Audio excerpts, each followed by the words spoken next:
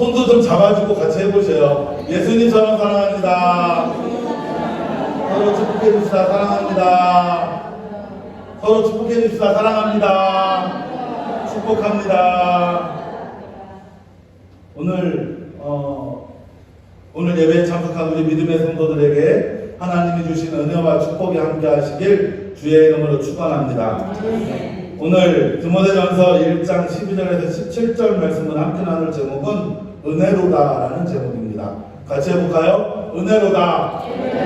한번 더 합시다. 은혜로다.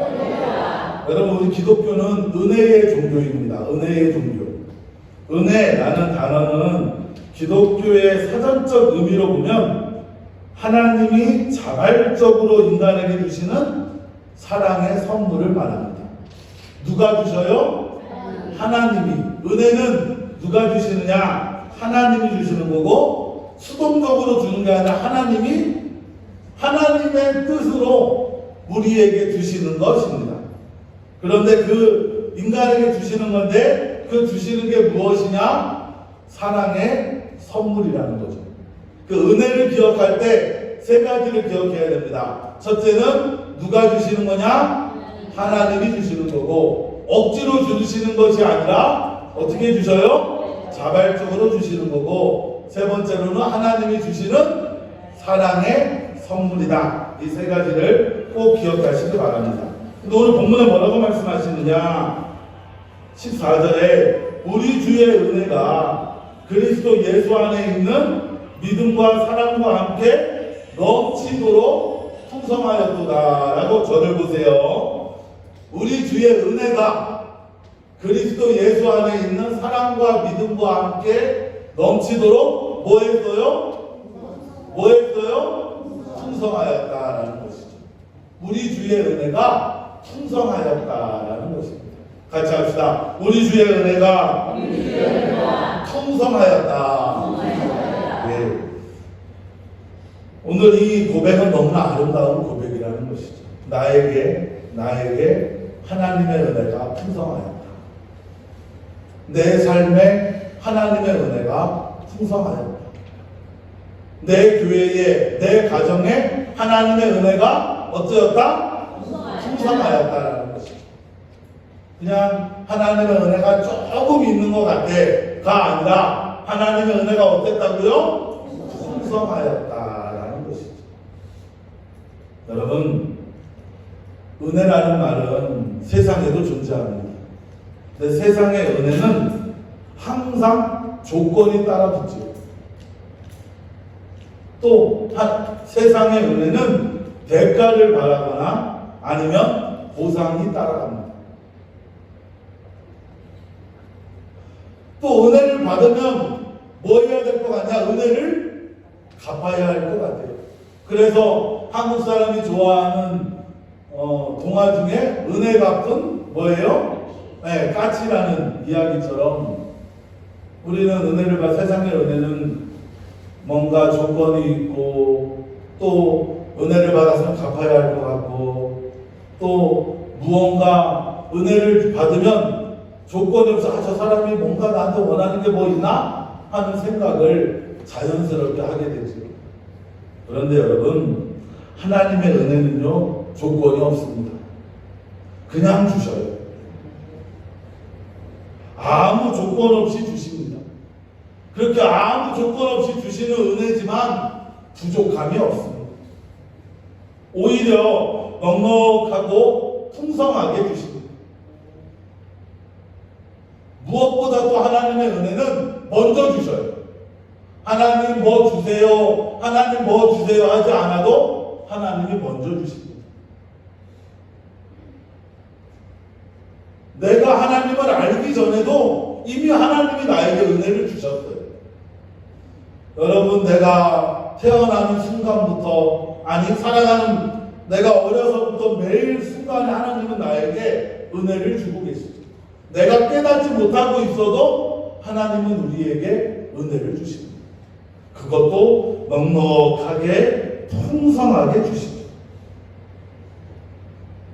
그래서 저는 하나님의 은혜는 넉넉한 은혜요, 하나님의 은혜는 먼저 주시는 은혜요, 하나님의 은혜는 헤아릴 수 없을 만큼 많이 주시는 은혜가 하나님의 은혜인 줄 믿습니다. 오늘 우리는 그 하나님의 은혜로 살아가고 있는 것이죠. 사랑하는 성도 여러분, 오늘 말씀을 통해 하나님이 내게 주시는 은혜를 만나시기 바랍니다. 그리고 하나님이 내게 주신 은혜를 만남으로써 하나님께 감사하는 그런 날이 되시기 바랍니다. 한가위 연휴를 보내고 있잖아요, 여러분. 이 풍성한 한가위 가운데 주님의 은혜를 만나고 저도 여러분도 은혜로다라고 고백하는 그런 주일이 되시길 주의 이름으로 축원합니다. 같이 합시다. 은혜로다. 한번 더 합시다. 은혜로다. 오늘 말씀을 통해 내 안에 하나님의 은혜를 깊이 깨닫는 복된 시간 되시기 바랍니다. 먼저 첫째로 오늘 본문에 보면 뭐라고 말씀하시느냐, 받을 자격이 없는 자에게 뭘 주셔요? 은혜를 주신다라고 합니다. 우리 13절 말씀 같이 읽어봅시다. 내가 전에는 비방자요 박해자요 폭행자였으나 도리어 긍휼을 입은 것은 내가 믿지 아니할 때에 알지 못하고 행하였습니다. 아멘. 이 바울이 고백하는 거예요. 바울이 나는 전에는 뭐였어요? 비방자였고 박해자였고 폭행자였다. 그런데 뭘 입었어요? 도리어 긍휼을 입었다라는 거죠. 여러분, 바울은요 예수를 박해하던 사람이었습니다. 예수 믿는 사람은 다 잡아서 감옥에 가두려고 했던 사람이고, 대표적인 사건으로는 7 집사 중에 하나인 스데반 집사가 돌에 맞아 죽는데 그걸 제일 앞장서서 했던 사람 중에 하나가 누구예요? 바울이었어요. 그리고 바울이 예수 믿는 사람을 잡으러 다메섹이라는 곳에 가다가 예수님을 만난 것이죠. 예수님을 만나지 않았으면 바울은 평생 뭐하고 살았을까? 예수 믿는 사람을 잡아가두며 살았을 것입니다. 왜냐하면 그게 하나님의 뜻이라고 믿었습니다. 그런데 그렇게 예수를 박해하고 예수 믿는 자를 박해하고 교회를 박해하고 수많은 기독교인들을 죽음에 이르게 했던 그 바울이 뭐라고 말하느냐? 도리어 긍휼을 입었다라는 것이죠. 내가 전에는 예수를 박해하고 비방하고 폭행하는 자였는데 도리어 은혜를 입었다라는 것이죠. 받을 자격이 없는 바울이었어요. 은혜 받을 자격이 없는 바울이었는데 그 바울에게 은혜 주신 분이 바로 예수님이라는 것이죠. 사랑하는 성도 여러분, 은혜에는 자격이 필요하지 않습니다. 조건이 없어도, 준비가 없어도 그냥 주시는 것이 은혜입니다. 여러분, 우리가 은혜 받을 자격이 있나요? 여러분, 주일날 예배 참석했기 때문에 하나님 저 주일날 예배 참석했으니까 은혜 주세요. 여러분, 일주일 동안 하나님이 주신 은혜가 일주일 내내 주시는데 1시간 예배 잘 드렸다고 하나님께 청구서를 내미는 건 좀 뻔뻔하지 않습니까? 여러분, 하나님이 나에게 은혜를 주시는데 사실 저와 여러분이 은혜 받을 자격, 은혜 받을 조건을 무엇을 갖고 있습니까? 사랑하는 성도 여러분, 우리 주님은 은혜 받을 자격이 없음에도 우리들에게 은혜를 주십니다. 그리고 그 주님의 은혜는 오늘도 주시며 내일도 주시며 우리가 평생 살아가는 날 내내 우리 하나님은 우리에게 은혜를 주십니다. 그래서 바울은 이렇게 고백합니다. 고린도전서 15장 10절 말씀 같이 읽읍시다. 그러나 내가 나된 것은 하나님의 은혜로 된 것이니 내게 주신 그의 은혜가 헛되지 아니하여 내가 모든 사도보다 더 많이 수고하였으나 내가 한 것이 아니요 오직 나와 함께 하신 하나님의 은혜로다. 아멘. 같이 합시다. 내가 나된 것은 하나님의 은혜입니다.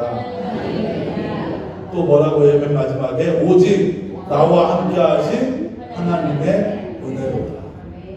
한 번 더 해봅시다. 은혜로다. 여러분, 내가 나된 것은 하나님의 은혜입니다. 오늘 내가 살아가는데 모든 것이 다 하나님이 주신 은혜죠. 그런데 우리가 은혜 받을 만한 것이 은혜 받을 만한 것으로 하나님이 우리에게 은혜 주신 것이 아닙니다. 하나님이 그냥 주신 것이죠. 아무 조건이나 아무 이유 없이.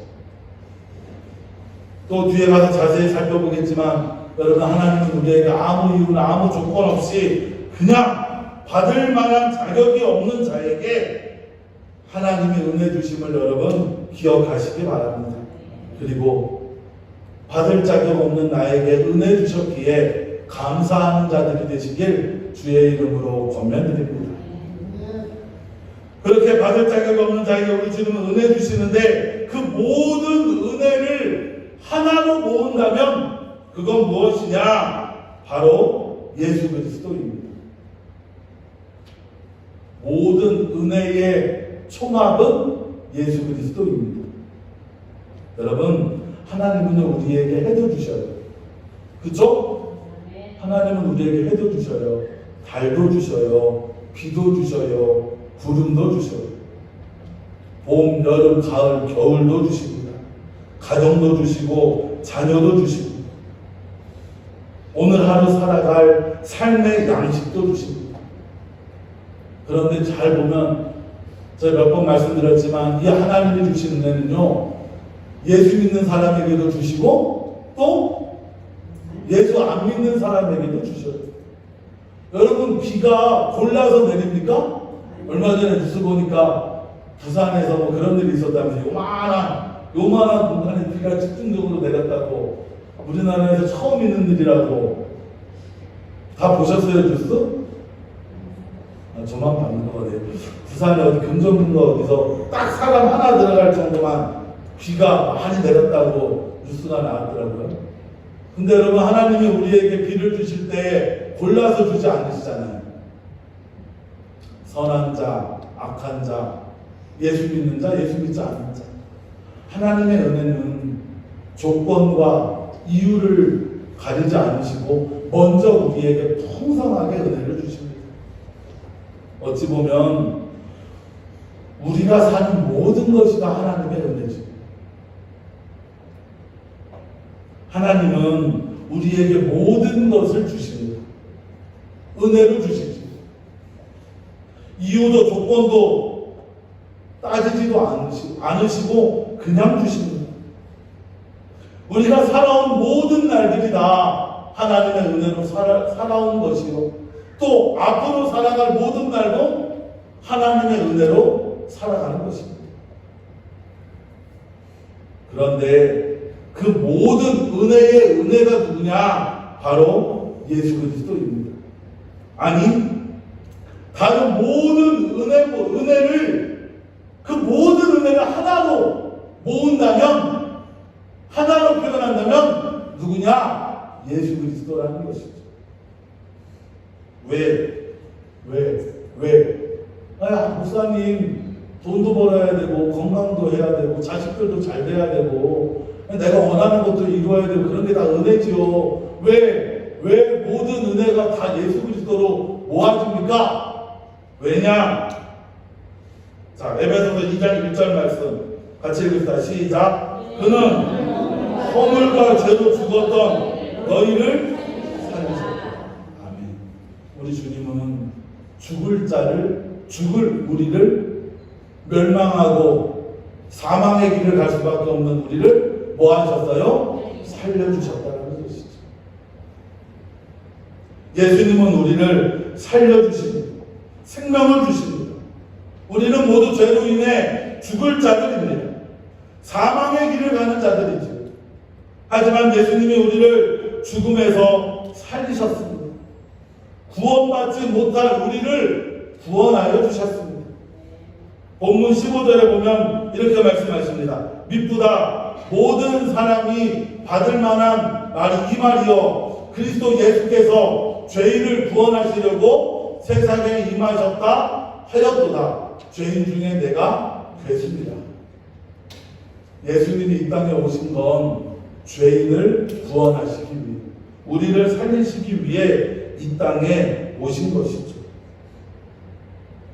같이 합시다. 은혜의 총합은 예수 그리스도입니다. 은혜의 총합은 예수 그리스도예요. 여러분, 우리가 다른 모든 것을 다 갖추고 있어도 예수가 없으면 아무것도 없는 것과 같습니다. 그런데 내가 가진 게 아무것도 없어도 내가 예수를 갖고 있다면 모든 것을 갖고 있는 것이죠. 마치 이런 것과 같습니다. 여러분. 0 더하기 1은 뭐예요? 0. 너무 쉬워서. 그렇죠? 0 더하기 1은 뭐예요? 1이죠. 우리는 이 하나를 가지려고 합니다. 하나님 부자가 되고 싶어요. 하나님 건강하고 싶어요. 하나님 내가 하는 일이 잘 됐으면 좋겠어요. 이렇게 하나님께 기도합니다. 마치요 0에서 하나를 더하면 하나를 우리는 얻는 거지. 그런데 여러분 0에서 하나를 더하는데 100이 되는 방법이 있습니다. 0에서 하나를 더했는데 100이 되는 방법. 그건 뭐냐? 이 하나의 자리에 예수님이 들어가면 100이 됩니다. 내가 아무것도 가지지 못해요. 하나님 저 가진 거 없어요. 하나님 건강 주세요. 건강을 가지면 하나님 은혜 주셔서 감사합니다. 이거보다 여러분 내가 가진 게 없어도 하나님 나에게 예수 그리스도를 주십시오. 내가 예수로 살겠습니다. 그럼 그 다른 걸 다 가지지 못해도 모든 걸 다 가진 것인 줄 믿습니다. 똑같이 하면 이것과 같습니다. 여러분 모든 걸 가졌는데 하나가 빠졌어요. 내가 모든 걸 다 가졌는데 돈이 없어요. 내가 모든 걸 다 가졌는데 건강하지가 않아요. 근데 하나 없다고 우리는 불평하죠. 이게 우리 인간들이지 않습니까? 여러분 하나님이 우리에게 주신 은혜가 너무나 많습니다. 100가지 은혜를 주셨죠. 근데 하나가 부족하면 아니 하나님 왜 나한테 하나가 없어요 하고 불평하고 원망합니다. 그런데 오늘의 법칙은 뭐냐? 100에서 하나가 빠지면 몇이 되겠어요 여러분? 100에서 하나가 빠지면 0이 됩니다. 왜냐하면 이 하나는 예수님이기 때문에 그렇습니다.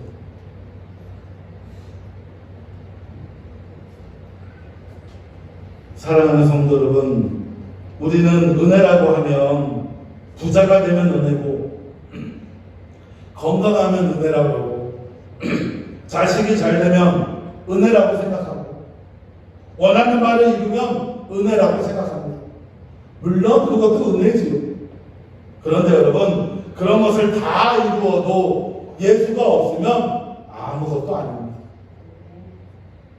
하지만 내가 좀 건강하지 않아도 내가 부자가 아니어도 내가 원하는 바가 잘 안 되어도 여러분 예수를 가진 자는 모든 걸 가진 자임을 여러분 믿으시기 바랍니다.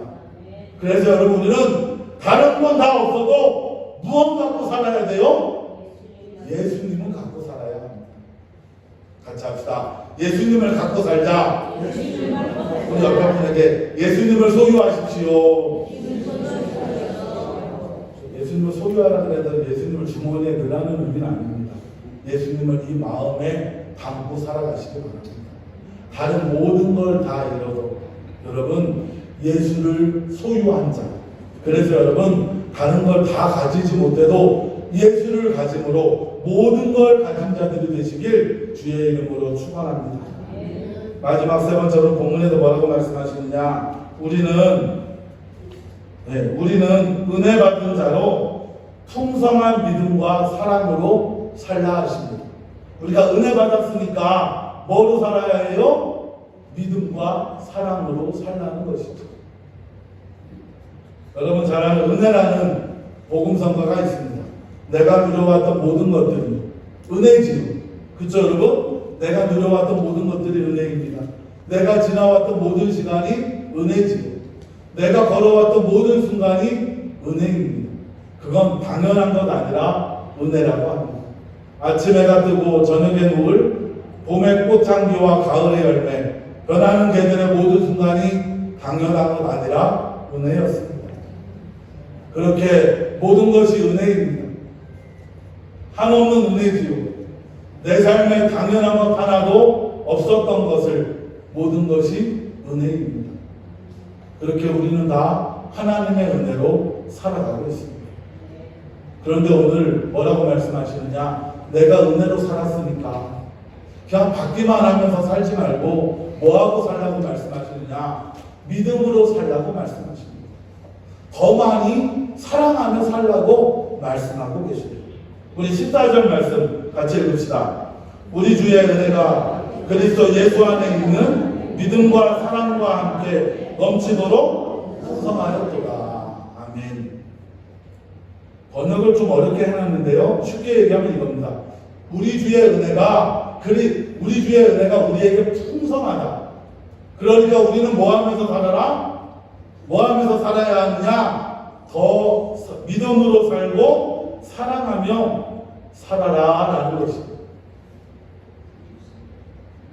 우리가 하나님의 은혜를 받았어요. 그럼 하나님의 은혜를 받았으니까 모든 것이 은혜다라고 고백하고 입 싹 닫는 게 아니라 뭐 하면서 살라고요? 뭐 하면서 살라고요? 더 많이 믿고 살고 더 많이 사랑하며 살라는 것이죠. 하나님께 은혜 받았습니다. 내가 하나님께 은혜 받았다라는 걸 깨닫는다면 더 열심히 믿고 더 많이 사랑하며 살라는 것입니다. 여러분 내 삶에 당연한 것 하나도 없었습니다. 모든 것이 다 하나님의 은혜입니다. 그렇다면 우리 같이 해볼까요? 모든 것이 하나님의 은혜입니다. 우리 옆에 분에게 모든 것이 하나님의 은혜입니다. 그렇게 내가 모든 것이 하나님의 은혜라고 믿는다면, 내 삶의 모든 것이 다 하나님의 은혜라고 믿는다면, 그렇게 은혜 받은 자로서 더 열심히 믿고 더 많이 사랑하며 살아야 한다는 것입니다. 사랑하는 성도 여러분, 나는 은혜 받은 자다 라고 고백하십니까? 여러분 내가 하나님께 은혜를 정말 많이 받았구나 라는 것을 믿으십니까? 믿으십니까? 여러분 그럼 더 열심히 믿으시기 바랍니다. 더 많이 사랑하시기 바랍니다. 우리는 다 은혜 받은 자 아닙니까? 내 안에 주의 은혜가 풍성하지 않습니까? 그럼 더 열심히 믿고 더 많이 사랑하는 저와 여러분이 되길 주의 이름으로 축원합니다. 사랑하는 성도 여러분, 우리는 모두 은혜로 살아갑니다. 은혜 없이 사는 자는 한 명도 없습니다. 모든 것이 은혜입니다. 오늘 모든 것이 은혜로다 라고 고백하는 저와 여러분이 되길 주의 이름으로 권면드립니다. 그러면서 은혜 받은 자로, 감사하는 자로, 오늘 은혜 받을 만한 자격이 없는 나에게 주시는 하나님의 은혜를 만나시기 바랍니다. 그리고 내게 주시는, 우리에게 주시는, 다른 은혜가 다 없어도 나에게 주시는 가장 큰 은혜는 무엇이냐? 바로 예수 그리스도입니다. 다른 게 다 없어도 여러분 예수 그리스도라는 은혜를 소유한 자들이 되시길 주의 이름으로 축원합니다. 그리고 여러분 내 안에 은혜가 풍성하다면, 내 삶에 하나님의 은혜가 있다라고 고백한다면 여러분 더 열심히 믿고 더 많이 사랑하는 자들이 되시길 주의 이름으로 축원합니다. 기도하겠습니다. 좋으신 하나님,